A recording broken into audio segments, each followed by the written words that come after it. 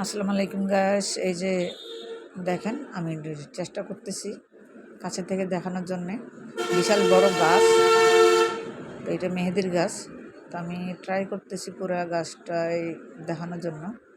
তো মেহেদি আমাদের ছেলে মেয়ে, পুরুষ মহিলা উভয়ের প্রয়োজন।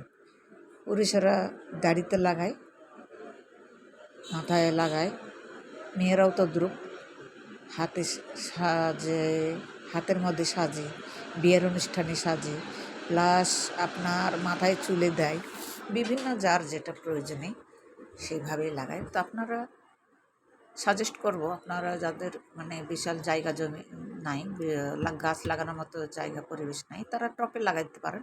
আর নিজের ব্যক্তিগত চাহিদা পূরণের জন্যে।